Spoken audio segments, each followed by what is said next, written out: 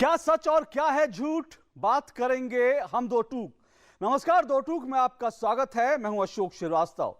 देश की संसद में आज एक अभूतपूर्व नजारा देखने को मिला। कांग्रेस, आम आदमी पार्टी, वाम, ममता, माया, मुलायम, वो सभी नेता, वो सभी राजनीतिक पार्टियां जिनके भीतर, जिनके अंदर 36 का आंकड़ा है, आज वो सब एकजुट एक साथ दिखाई दी। एक शक्ति प्रदर्शन था और यह शक्ति प्रदर्शन था जो सरकार ने विमुद्रीकरण का जो फैसला लिया है उस फैसले के खिलाफ। प्रधानमंत्री और सरकार बार बार ये कह चुके हैं कि यह लड़ाई सीधा सीधा काले धन के खिलाफ है, भ्रष्टाचार के खिलाफ है। तो आखिर विपक्ष एकजुट क्यों है? क्या विपक्ष की इस एकजुटता के पीछे दरअसल क्या है, यह बात समझनी बहुत जरूरी है। क्योंकि बड़ी बात यह है कि बीते दिनों में हमने देखा था कि जब पाकिस्तान की ओर से जब कभी भी आतंकवादी हमले हुए, जब पाकिस्तान की तरफ से सीमा पर संघर्ष विराम का उल्लंघन हुआ, जब पाकिस्तान की तरफ से भारतीय सेना को निशाना बनाया गया, तब इस तरह की राजनीतिक एकता नहीं दिखाई दी। जब देश में महंगाई बढ़ती है, तब लोग जब महंगाई के कारण त्राही त्राही करते हैं, तब इस तरह की एकता नहीं दिखाई देती। इस तरह की एकता हालांकि दिखाई देती थी लेकिन बहुत पहले हम ये सुनते थे कि जब देश में आपातकाल लगा था या जब कभी देश में इस तरह का कोई फैसला लिया गया जिससे देश पूरी तरह से, देश की व्यवस्था जो है पूरी तरह से हिल गई, तब जरूर हमने देखा कि विपक्ष एकजुट हुआ था। लेकिन आज जब विपक्ष एकजुट हुआ है तो इस विपक्ष की एकजुटता के पीछे दरअसल क्या है, इसी को हम समझने की कोशिश करेंगे। क्या वास्तव में विपक्ष की जो एकता है वो जो लोगों को चिंता है, लोगों की जो परेशानियां हैं उसके कारण है या कुछ और भी कारण है, इन्हीं को तलाशने की कोशिश करेंगे। और इस चर्चा में, इस बहस में हम दो सवाल उठाएंगे जिसके इर्द गिर्द इस चर्चा को, इस बहस को समेटेंगे। वो दो सवाल आपकी टेलीविजन स्क्रीन पर आ रहे हैं। हमारा आज का पहला सवाल आपकी टेलीविजन स्क्रीन पर है। हमारा आज का पहला सवाल, कांग्रेस, आप, वाम, ममता, माया, मुलायम, क्या है राज जो सब है एक साथ? जी हम साथ साथ हैं, लेकिन इस साथ साथ के होने के पीछे दरअसल क्या राज है विपक्षी एकता के पीछे, इसको जानने की कोशिश करेंगे। हमारा आज का दूसरा सवाल जो है, वो दूसरा सवाल आपकी टेलीविजन स्क्रीन पर है। विमुद्रीकरण पर विपक्षी एकजुटता, चिंता किसकी, नोट की या वोट की? ये हमारे दो सवाल हैं और इन दो सवालों के इर्द गिर्द इस चर्चा को समेटेंगे। तीन मेहमान हमारे साथ स्टूडियो में मौजूद है, परिचय करा दो। हमारे साथ शांताराम नाइक साहब हैं। शांताराम नाइक साहब राज्यसभा में कांग्रेस के वरिष्ठ नेता हैं। हमारे साथ शेखर अय्यर साहब हैं। शेखर अय्यर साहब पॉलिटिकल एडिटर हैं डेक्कन हेरल्ड के। और हमारे साथ तीसरे मेहमान हैं आर के सिन्हा साहब, बीजेपी के राज्यसभा के सांसद हैं। शांताराम नाइक साहब, आपसे मैं शुरुआत करता हूं। जो अब तक विमुद्रीकरण को लेकर के, सरकार के इस फैसले को लेकर करीब 4 से 5 हमने देखा कि बड़े सर्वे हुए हैं देश में, कुछ मीडिया हाउसेस के हैं, कुछ जो हैं मार्केटिंग सर्वे हैं।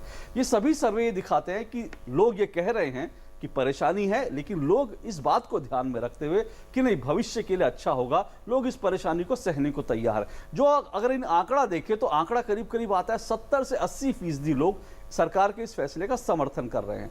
फिर जो है ये विपक्षी एकजुटता जो है क्या दिखा रही है?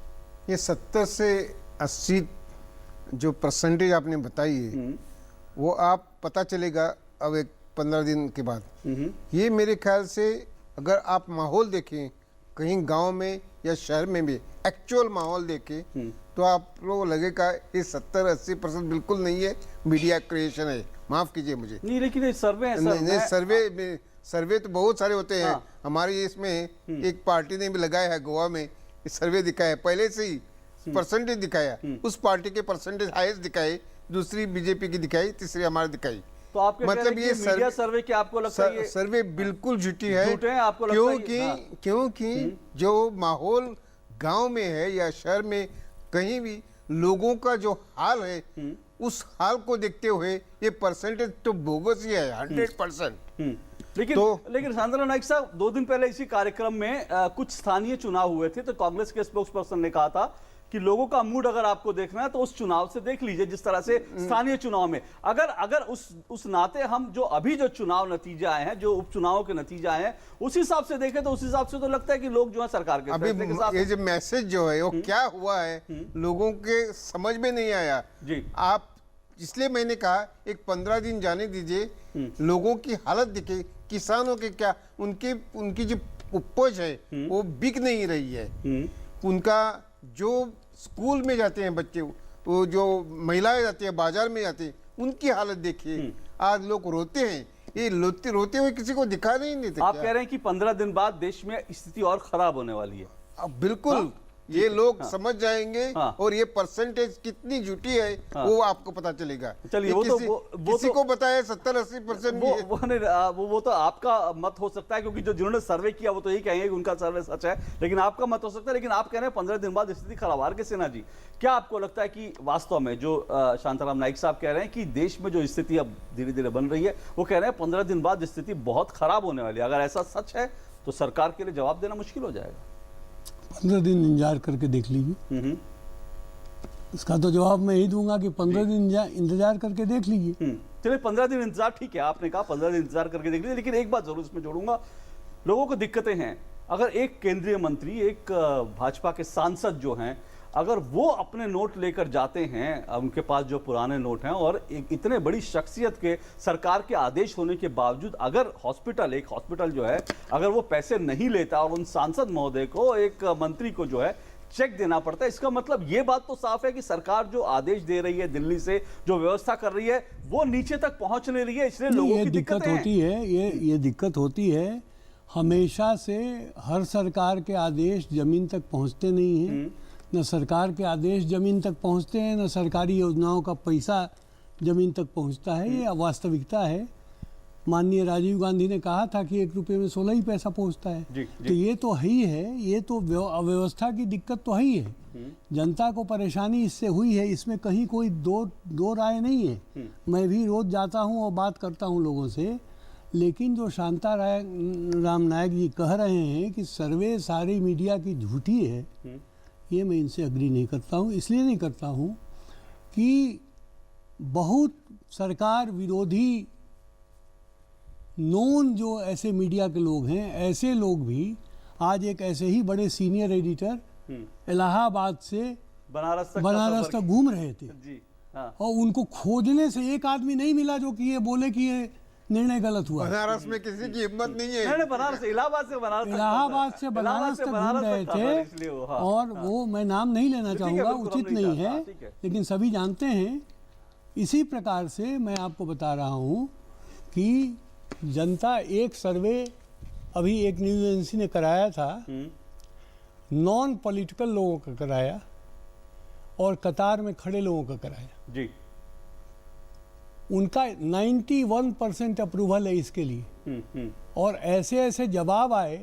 छत्तीसगढ़ में एक बुजुर्ग को जब पूछा गया कि आप कितने देर से खड़े हो, तो उसने कहा 3 घंटे से। कहा आपको परेशानी नहीं हो रही? उसने कहा मैं नोट बदलने के लिए नहीं खड़ा हूँ, देश बदलने के लिए खड़ा हूँ। ये भावना है लोगों की। इसमें सभी राजनीतिक दलों का सहयोग चाहिए था। तो आप जो विपक्षी एकता, उसके पीछे आप क्या कारण देखते हैं? क्या वजह है कि मतलब इतनी अभूतपूर्व एकता है आपकी सरकार के खिलाफ विपक्षी, उसको कैसे आप वो तो आपने अपने दूसरे सवाल में खुद ही जवाब दे दिया है।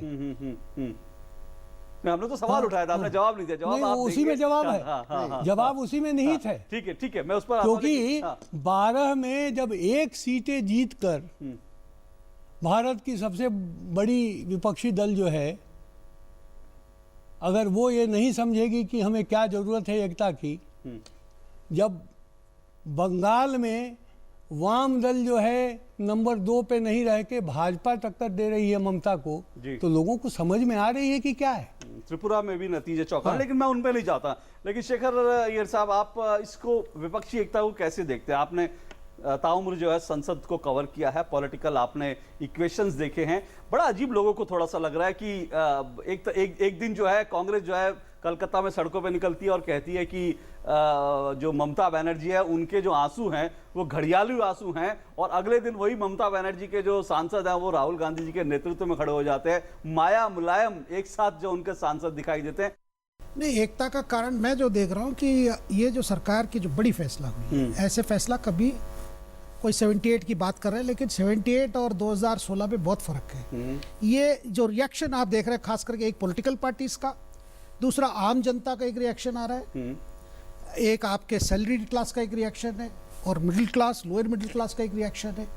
इसमें एक चीज जो आ रहा है कि इसके बाद कई समीकरण बदलेंगे। कैसे राजनीति होगी, कैसे राजनीति पार्टीज काम करेंगे, कैसे अपना चंदा इकट्ठा करेंगे, कैसे कैंपेन करेंगे, ये सारा कुछ जो चेंज जो आ रहा है, ये चेंज बहुत पार्टीज के लिए और सत्ताधारी पार्टी के नेताओं लिए को भी, भी, हाँ, सत्ताधारी ये पार्टी कोई के लिए, हाँ। इसमें ये नहीं है कि सारे विपक्ष इसमें ये है। ये जो बड़ा चेंज आ रहा है, ये जो बड़ा जो परिवर्तन आ रहा है, उस परिवर्तन के लिए कोई तैयार नहीं था। उसके वजह से उनको लग रहा है कि क्या ये ऐसा गेम चेंजर होगा जो, जैसे पहले क्या था, एक मंडल था, जब मंडल का घोषणा, वो बड़ा गेम चेंज किया।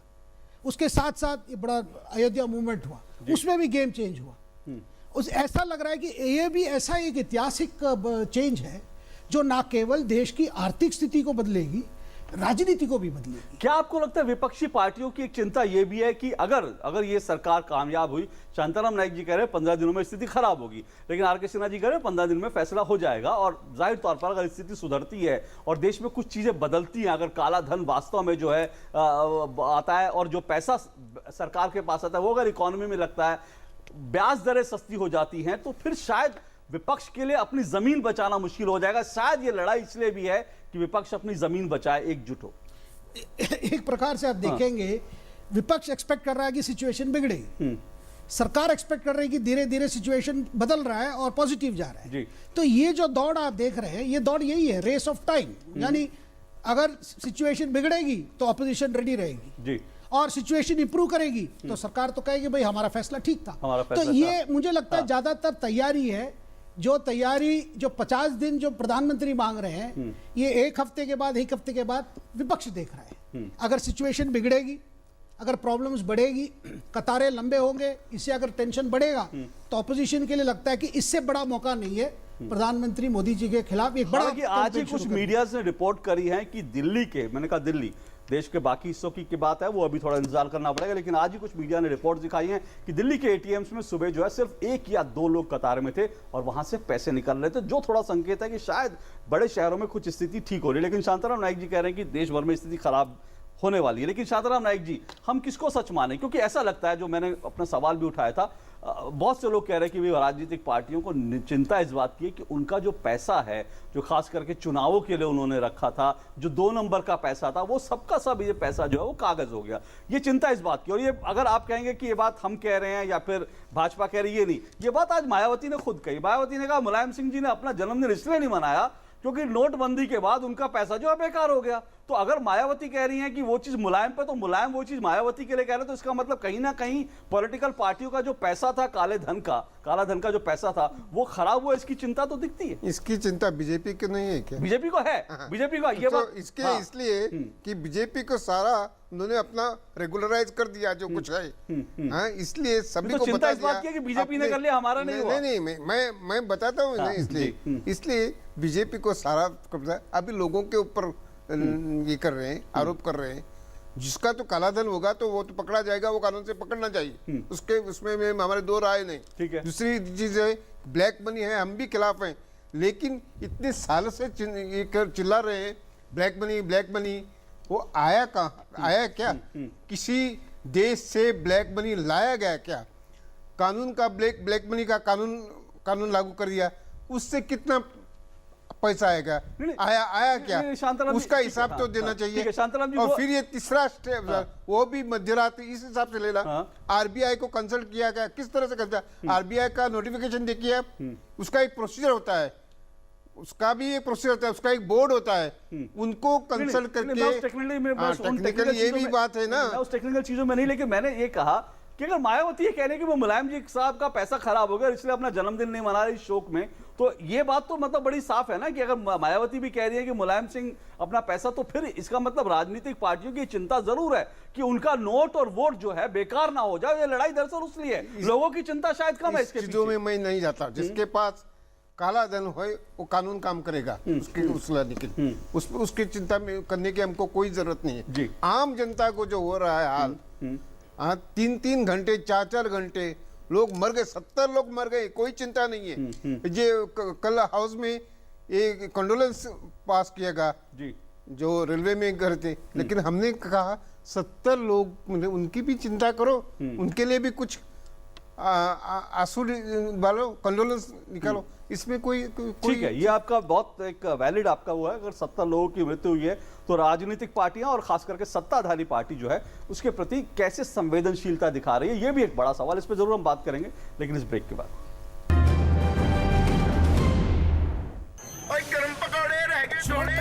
कोई काम नहीं जो लगन से करे वो पूरा, बड़े बड़े सपने हो पूरे कोई न रहे अधूरा, जो भी कर जी जान से कर खुशियों की होगी बारिश। जीवन के सफर में जी जान लगा देने वालों का फोन जीवी। आज रिजल्ट आएगा। Best of luck. इस बार क्लास में फर्स्ट आया है डेविड। पर अब क्या हुआ डेविड? मुझे आगे पढ़ना है, पर पापा कहते हैं पैसे नहीं है। पैसे नहीं है, वो देखो। प्री मैट्रिक स्कॉलरशिप स्कीम अल्पसंख्यक समुदाय के उन बच्चों के लिए है जिनकी सालाना पारिवारिक आय 1 लाख रुपए से कम है और जिन्होंने पिछली कक्षाओं में 50% अंक प्राप्त किए हैं, और लड़कियों के लिए 30% स्कॉलरशिप निर्धारित है। मदद हमारी, मंजिल आपकी।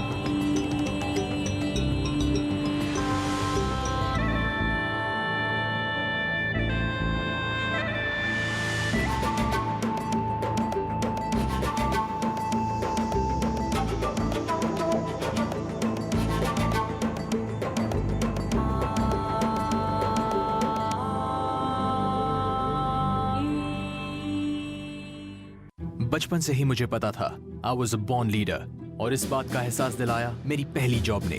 वो सब सिखाया जो कोई और नौकरी नहीं सिखा सकती। Man management, time management, crisis management, सब कुछ। पहले ही दिन से मैं टीम को लीड कर रहा था, और जितने साल मैंने बिताए उससे कई ज्यादा एक्सपीरियंस मिला मुझे। और सबसे अच्छी बात, my first job made my second career possible. हम है भारत के सबसे एक्साइटिंग वर्कप्लेस और हम दे रहे हैं आपको एक ऑफर। भारतीय सेना, आम नहीं ये जिंदगी। दो टूक में आपका एक बार फिर स्वागत है। आज हम विपक्षी एकता पर बात कर रहे हैं। हमने संसद में आज देखा कि किस तरह से विमुद्रीकरण के खिलाफ और सरकार जिसे काले धन की लड़ाई, काले धन के खिलाफ लड़ाई कर रहे हैं, उसके खिलाफ किस तरह से पूरा विपक्ष अपनी तमाम जो पुराने उनके झगड़े थे उनको भूल करके एक साथ आ गया है। ये एक बड़ा सवाल है, इस एकता के पीछे क्या कुछ है, हम इसी पे बात कर रहे हैं। हमारे साथ शांताराम नाइक साहब जो कि कांग्रेस के सांसद हैं, हमारे साथ इसके अलावा शेखर अय्यर साहब वरिष्ठ पत्रकार हैं, और आर.के. सिन्हा जी हम जो कि भाजपा के सांसद हैं हमारे साथ जुड़े हैं। आर.के. सिन्हा जी, 70 लोग, मैं ये आंकड़ा अलग अलग हो सकता है, कुछ लोग 70 कहेंगे, कुछ लोग 50 कहेंगे, शायद सरकार इसको थोड़ा और कर, लेकिन कुछ मौतें हुई हैं, सब ने देखा, सब जान रहे हैं। क्या आपको लगता है सरकार को इसके प्रति थोड़ी सी संवेदनशीलता दिखानी चाहिए? सरकार पूरी तरह संवेदनशील है। ऐसा नहीं कि सरकार की संवेदनशीलता की कमी है जी। मोदी जी स्वयं बहुत ही संवेदनशील आदमी है, भावुक आदमी है, गरीब तबके से आते हैं, वो जानते हैं परेशानी क्या है। लेकिन जब एक कोई बहुत बड़ा काम होता है तो कुछ असुविधाएं पैदा होती हैं जी। मैं आंकड़ों पे बात करूंगा। जिस दिन ये घोषणा हुई उस दिन देश भर के 2 लाख ATMs 500 और 1000 के पुराने नोट के लिए कैलेवराइज थे, नए 500 या 2000 के नोट के लिए कैलिब्रेशन नहीं था, और जो ATM 50 लाख होल्ड कर सकते थे वो सिर्फ 2 या 3 लाख उनमें भरे जा रहे थे, जिसकी वजह से जल्दी जल्दी पैसा खत्म हो रहा था और लाइनें लंबी लग रही थी। ठीक है। दूसरी बात ये थी कि बहुत सारे जो कालाधन कुबेर मैं कहता हूँ, तो कालाधन कुबेर जो थे वो अपने दलालों, एजेंटों, एम्प्लॉयज़ के मार्फत लाइन लंबी कर रहे थे क्योंकि वो नोट बदलवा रहे थे। जिस दिन ये स्याही का प्रावधान हुआ 40% ड्रॉप हो गया लाइन। मेरा आंकड़ा नहीं है, इंडियन बैंकर्स एसोसिएशन के प्रेस स्टेटमेंट का आंकड़ा है। लेकिन अभी भी मैं एक सेकेंड मेरी बात पूरी करने दीजिए। 10 दिनों का आंकड़ा आरबीआई ने प्रस्तुत किया है 20 तारीख तक का। 10 से 20 के बीच में 512 लाख करोड़ रुपया बड़े नोटों में जो काला धन है वो बैंकों में जमा हुआ। सर काला धन नहीं अभी कह सकते नहीं अभी तो, नहीं हाँ, उस हाँ, पर काला धन नहीं भी है तो टैक्स तो लगना ही है ना उस पे। उसका 30% 35% तो टैक्स तो आएगा सरकारी खजाने में जी क्योंकि वो डिक्लेयर्ड धन नहीं है। 103 लाख करोड़ रुपया एटीएम्स ने डिस्पेंस किया जी और 33,000 करोड़ रुपए के नोट गरीबों ने लाइनों में खड़े होके बदली करवाए, एक्सचेंज करवाए। वो ऐसे लोगों के आंकड़े हैं जिनका बैंक खाता नहीं था। ठीक है, बैंक खाता वाला आंकड़ा इसमें नहीं है। बैंक खाता वाले अपने बैंकों में गए और सुविधापूर्वक उन्होंने काम करवाया, लेकिन ये सामान्य जनता के लिए इतना काम 10 दिन में हुआ। अभी कैश लॉजिस्टिक एसोसिएशन के चेयरमैन का स्टेटमेंट आया है कि 8 तारीख को जहां एक भी एटीएम कैलिब्राइज नहीं थे, कल तक 88,500 एटीएम कैलिब्रेशन हो चुका। पर वो भी 50% से कम है सर। नहीं, एक सेकेंड। और उनका कहना है कि एक हफ्ते से 10 दिन के अंदर सारे एटीएम कैलिब्राइज हो जाएंगे। इसीलिए मैंने माननीय नायक जी से कहा कि 15 दिन रुक जाइए, देख लीजिए क्या हो रहा है। 15 दिन तो जाहिर तौर पर इंतजार करना ही पड़ेगा, देखना पड़ेगा क्या कुछ होता है। लेकिन शांताराम नायक जी, एक बात आपने कही कि सरकार संवेदनशीलता दिखाए, वो बात ठीक है, लेकिन यह भी बड़े दुर्भाग्य की बात है कि इतना बड़ा ट्रेन एक्सीडेंट हिंदुस्तान में हुआ, इतना बड़ा पाकिस्तान की ओर से जो है दोबारा एक सीमा पर जिस तरह से कुछ लगातार भारतीय सैनिकों को मारा जा रहा है, इस पर भी तो संसद में चर्चा होनी चाहिए, इस पर भी तो संसद में बात होनी चाहिए, इस पर भी तो विपक्ष को चाहिए कि सरकार को इन मुद्दों पर घेरे। लेकिन इस पर घेरने की बजाय आप लोग जो है संसद को चलने नहीं दे रहे। ये बहुत दुखद बात है ना। तो विषय आ जाएगा। कब आएगा सर? लोगों को लगता है घटना आपको अगले दिन घेर लेना चाहिए था सरकार को। रेलवे सुरक्षा पर क्या कर रही है सरकार को घेर लेना चाहिए था। ये विषय ला के ये जो मेन विषय है डिनोटिफिकेशन का, वो गोलमाल करके वो आगे फेंकना चाहते थे सरकार।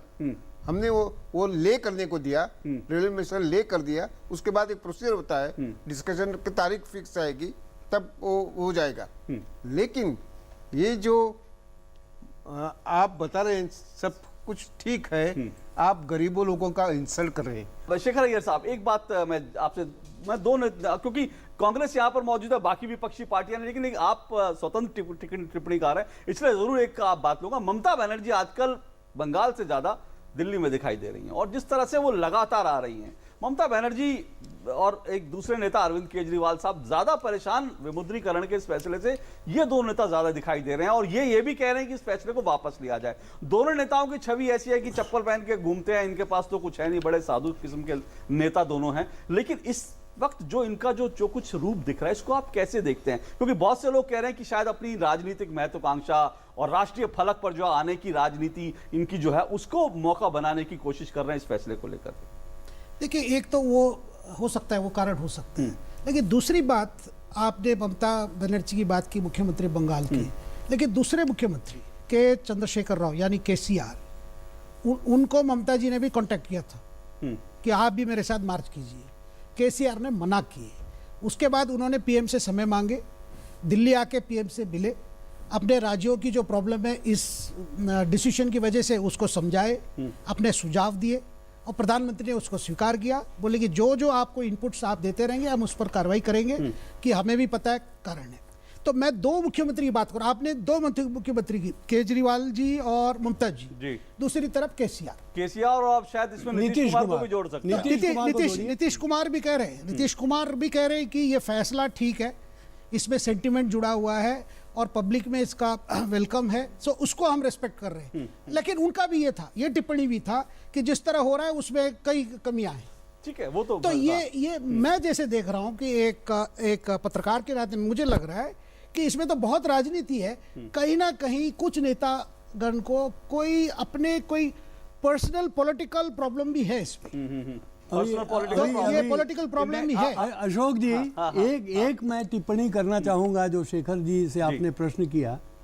आज एक आंकड़ा रिलीज किया है रिजर्व बैंक ने कि जनधन खाते में, जिसमें गरीब का कोई पैसा नहीं था, बहुत कम जमा हो रहा था जी, ऑलमोस्ट डोरमेंट अकाउंट था, 10 दिनों में 21,000 करोड़ रुपया जमा हुआ है। बिल्कुल ठीक।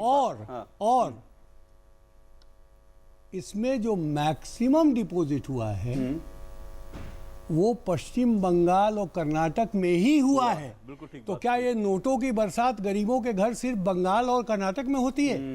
कुछ बिहार में भी, उत्तर चलिए, प्रदेश में भी होना चाहिए। पर सिन्हा जी, उसमें तो हम ये चाहेंगे कि जरूर आपकी सरकार है, उसकी जरूर जांच करवाइए। ये दो राज्यों में किस तरह से जनधन खातों में इतना अमाउंट आ गया, इसकी आप जांच करिए। लेकिन शांताराम नाइक साहब, आपसे एक आखिरी चीज मैं जानना चाहूंगा। हम कह रहे हैं कि कांग्रेस के कई लोगों ने कहा भाई काले धन पर हम चाहते हैं कि लड़ाई हो। 2010 का मैं छोटा सा एक आंकड़ा देता हूं, देश के 30 मुख्यमंत्रियों की संपत्ति 2016 नहीं, 2010 में देश के 30 मुख्यमंत्रियों की संपत्ति 250 करोड़ रुपए थी, जिसमें से एक मुख्यमंत्री उस समय जो थी, जो अब सत्ता में नहीं है, उनकी अकेले की संपत्ति जो है वो 3 साल में 35 करोड़ रुपए बढ़ी। काला धन कहां है? नेताओं के पास है, और नेताओं को शायद अपने वोट की और नोट की चिंता है। शायद इसीलिए आज ये हम देख रहे हैं कि सबके सब जो है जनता कहीं कह रही है, लेकिन बाकी पलट पार्टियां कहीं और खड़ी दिखाई दे रही हैं। देखिए, नेताओं के अगर पास पैसा है, काला धन है, अगर मत लगाई तो मैं आपको आंकड़ा दे रहा हूं। नहीं, अगर तो आप कानून कार्रवाई करो ना। कौन मना करता है जी? ये जो आंकड़ा है, या कुछ जस्टिफाई करने का सवाल ही नहीं होता है जी। इसके पास रकम है जो कानूनन नहीं है, तो आप इनकम टैक्स तो इसीलिए लगता है ना, नेता इसीलिए एकजुट हो रहे हैं, क्योंकि उनको इसकी चिंता है, उनको इसकी चिंता है सर कि करोड़ों रुपए जो नेता कमा लेते हैं। एकता हुई है, इसके लिए हुए क्या? आज जो एकता हुई है सिर्फ बीजेपी छोड़ के, इतनी एकता हुई, ये तो काला धन के लिए। मैं यही तो कह रहा हूं सर, मेरा आंकड़ा नहीं कहता सर, और मेरा आंकड़ा नहीं कहता है सर। एक गरीब लोग इतने नहीं, कोई गरीब के लिए चिंता नहीं है आपको, कोई गरीब की चिंता नहीं है। सीपीएम भी है और ममता भी मैं यही तो कह रहा हूँ सर, यही तो बात हैरान करने वाली है कि सीपीएम और ममता दोनों, क्योंकि आप सोचिए, क्योंकि सर कल सीपीएम ममता साथ है, लेकिन सीपीएम ममता साथ है, लेकिन मैं वही कह रहा हूँ, कल आपके पार्टी के वरिष्ठ नेता ने कोलकाता में ये कहा कि भैया घड़ियाली आंसू हैं ममता बनर्जी के, ये गरीबों के लिए आंसू नहीं है, वो खुद नारदा सारदा में गिरी हुई हैं। ये आपके नेताओं ने कहा सर। हमको कुछ कहना नहीं है, लेकिन ये एकता जो आप कह रहे हैं, सिर्फ इसके लिए वो गलत है। चलिए ठीक है, बहुत जो बाढ़ आता है ना, गंगा जी के किनारे का रहने वाला हूं मैं। गंगा में बाढ़ आती है तो आप देखेंगे तो उसमें कुत्ता भी है, बिल्ली भी है, चूहा भी रहता है, सांप भी कभी कभी चढ़ जाता है। सब शांति से बैठे रहते हैं कि कब किनारे पहुंचे तो हम भागे। तो आप क्या कहना चाह रहे हैं? सब एक नाव पे चढ़ गए, एक नाव पे चढ़ गए। विपक्षी आप कह रहे हैं कि पर जाहिर तौर पे सिन्हा जी, कल जो रिपोर्ट थी खतरे से मेरे पास समय नहीं है, लेकिन कल जो रिपोर्ट थी उसमें यह भी कहा गया था कि जब बीजेपी की पार्लियामेंट्री पार्टी की मीटिंग हुई थी तो कई भाजपा के सांसदों ने भी अपनी चिंता जताई थी। ठीक है, प्रधानमंत्री ने सबको साफ तौर पर यह कहा कि भैया मैंने समय दे दिया था 30 तारीख, और 30 तारीख के बाद किसी को बख्शा नहीं जाएगा। तो साफ तौर पे प्रधानमंत्री इस बात पे बिल्कुल अडिग हैं कि काले धन के खिलाफ ये लड़ाई जारी रहेगी। विपक्षी एकता क्या गुल खिला सकती है, और विपक्षी एकता जो है सरकार को किस हद तक दबाव में ले सकती है या दबाव में ले भी सकती है? विपक्षी एकता सिर्फ एक क्षणभंगुर है, आने वाले दिनों में बिखर जाएगी, इसको हमें इंतजार करना पड़ेगा। फिलहाल दो टूक में बहुत बहुत शुक्रिया आप तीनों का। आज बस इतना ही दो टूक में, आपसे फिर मुलाकात होगी, इजाजत दीजिए, नमस्कार।